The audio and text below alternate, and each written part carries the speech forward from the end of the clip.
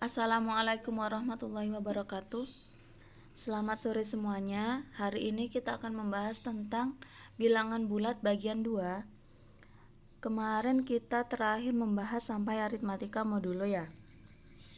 Jadi sekarang kita juga akan membahas tentang aritmatika modulo karena belum selesai yang kemarin. Langsung saja. Di sini ada teorema 5.5. 5.5 ini menjelaskan tentang operasi pada modulo, pada aritmatika modulo. Teorema 5.5, misalkan M adalah bilangan bulat positif. Jadi modulo M-nya itu memang harus positif ya. Tidak boleh 0 atau negatif.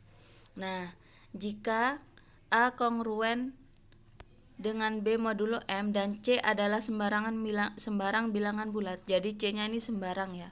Boleh negatif, 0 dan positif. Maka dia berlaku A ditambah C kongruen dengan B ditambah C modulo M. Yang kedua, A kali C kongruen dengan B kali C modulo M. Dan A pangkat P kongruen dengan B pangkat P modulo M untuk suatu bilangan bulat tak negatif P. Jadi P-nya yang menjadi pangkat dimulai dari 0 dan positif boleh. Nah, yang kedua, jika ada dua persamaan seperti ini, A kongruen B modulo M dan C kongruen D modulo M, maka A ditambah C kongruen dengan B ditambah D modulo M, dan A dikali C kongruen dengan B dikali D modulo M. Seperti itu ya. Nah, contoh misalkan ada dua persamaan seperti ini. 17 kongruen 2 modulo 3 dan 10 kongruen 4 modulo 3. Maka menurut teorema 5.5 hal ini berlaku. Ada C-nya kita pilih 5. C-nya kita pilih 5.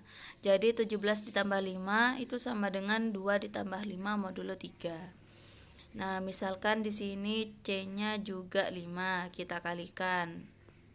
Nah, kalau yang bawah ini berarti penjumlahan dua persamaan. Jadi 17 ditambah 10 itu sama dengan 2 ditambah 4 yang ini. Ya. Modulo 3. Asalkan modulonya sama, modulonya 3 ini ya. Nah, berikut juga untuk perkaliannya. 17 dikali 10 sama dengan 2 dikali 4 modulo 3. Paham ya? Sekarang kita ke inversi modulo. Jadi modulo itu ada inversnya. Jika A dan M relatif prima dan M lebih dari 1, maka kita dapat menemukan inversi dari A modulo M. Suatu yang harus dipegang di sini, A dan M-nya harus relatif prima. Artinya PBB-nya harus 1. Inversi dari A modulo M adalah bilangan bulat A inverse. Sedemikian hingga A dikali A inverse kongruen dengan 1 modulo M. Atau bisa dituliskan menjadi A inverse sama dengan 1 ditambah K kali M per A. Ini ya, ini yang harus dipegang. Nah, misalkan ada contoh 17 modulo 7. Nah, 17 modulo 7. Nah, sekarang yang harus kita cari, kita selidiki dulu apakah 17 dan 7 ini relatif prima atau PBB-nya 1. Caranya mencari sama seperti kita mencari menggunakan algoritma Euclidean ya. Jadi 17 bersisa 3, kemudian 7-nya turun, 3-nya jadi M ditambah 1. Nah, karena sisa 1, kemudian turun lagi 3-nya sampai persamaan itu mendapatkan sisa 0. Sehingga persamaan atasnya itu merupakan PBB-nya, yaitu ini. Nah, ini merupakan PBB-nya. Nah, sekarang sudah terbukti bahwa 17 dan 7 itu PBB-nya 1 atau relatif prima. Jadi kemudian sekarang kita cari A inverse-nya. Nah, berarti kan A inverse sama dengan 1 ditambah K dikali M-nya berarti 7 ya, per 17. Nah, cari nilai K sehingga menghasilkan bilangan A inverse-nya itu bilangan bulat. K ini sembarang bilangan, jadi mulai dari negatif 0 sampai positif itu boleh. Nah, kalau dari ini sepertinya saya tulis lagi ya, A inverse sama dengan berapa tadi? 1 ditambah 7K per 17 ya. Cari bilangan K sehingga menghasilkan A inverse sama dengan bilangan bulat. Sepertinya 17 kali 2 kan 34 ya. Berarti K-nya min 2. Ya enggak? Iya. Enggak. K-nya 7 kali. K-nya min 5. Berarti 1 ditambah 7 min 5 per 17. Nah, ini menghasilkan 1 ditambah min 35 per 17 menghasilkan min 2. Nah, jadi A inverse dari 17 modulo 7 adalah min 2. Nah, ini merupakan A inverse-nya gitu ya. Paham?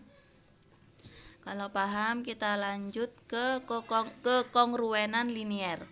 Kekongruenan linier adalah kongruen yang berbentuk AX kongruen B modulo M. Nah, AX kongruen B modulo M ini bisa menjadi AX kongruen B ditambah K dikali M. K itu kan merupakan kelipatan ya, K dikali M. Nah, bisa juga ditulis menjadi X sama dengan B ditambah K kali M per A. Gitu ya. Nah, sekarang contoh. Misalkan tentukan solusi dari yang I 4X kongruen 3 modulo 9. Nah, berarti kan ini bisa ditulis menjadi X sama dengan X sama dengan 3 ditambah K kali 9 per 4. Cari nilai K sehingga menghasilkan X sebagai bilangan bulat. Jadi dicari nilai K-nya berapa. Nah, ternyata ketika K sama dengan 1, X-nya diperoleh 3. Ketika K sama dengan 5, X-nya diperoleh 12 dan seterusnya. Sehingga nilai-nilai X yang memenuhi dari persamaan ini yaitu 3, 12, 6, negatif 6, negatif 15 dan seterusnya. Jadi 3, 12, min 16, min 15 itu merupakan solusinya. Paham ya? Nah, sekarang kita lanjut ke bilangan prima. Definisi 5.7. Bilangan bulat positif P di mana P-nya lebih dari 1, harus lebih dari 1, tidak boleh negatif. Disebut bilangan prima jika pembaginya hanya 1 dan P. Kalian pasti tahu ini ya, bilangan prima itu pembaginya hanya 1 dan dirinya sendiri. Kemudian teorema 5.7. Setiap bilangan bulat positif yang lebih besar atau sama dengan 2 dapat dinyatakan sebagai perkalian 1 atau lebih bilangan prima.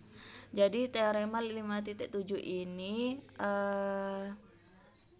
menjelaskan bahwa suatu bilangan itu merupakan perkalian dari beberapa bilangan prima. Contoh misalkan 10. 10 itu adalah perkalian dua bilangan prima yaitu 2 dan 5. Kemudian 12 itu adalah perkalian dari 2 kali 2 kali 3, seperti itu. Nah, teorema 5.7 tuh menjelaskan tentang ini gitu. Nah, kemudian yang teorema 5.8, jika N adalah bilangan komposit itu adalah lawan dari bilangan prima ya. Artinya bilangan A itu bisa dibagi tidak hanya oleh 1 dan P. Maka N mempunyai faktor prima yang lebih kecil atau sama dengan akar N. Nah, contoh seperti ini. Tunjukkan apakah 171 merupakan bilangan prima atau komposit. Nah, kalian cari dulu akarnya. Akar dari 171 itu adalah 13. Jadi bilangan prima dari yang terkecil yaitu 2 sampai 13 itu kemungkinan kalau bisa salah satunya itu bisa membagi 171, maka bilangan tersebut adalah bilangan komposit. Gitu. Tapi kalau dari 2 sampai 13 itu tidak ada yang bisa membagi 171, maka 171 itu merupakan bilangan prima, seperti itu. Jadi dicoba satu-satu dari 2, 3, seterusnya sampai 13 ini apakah bisa membagi 171?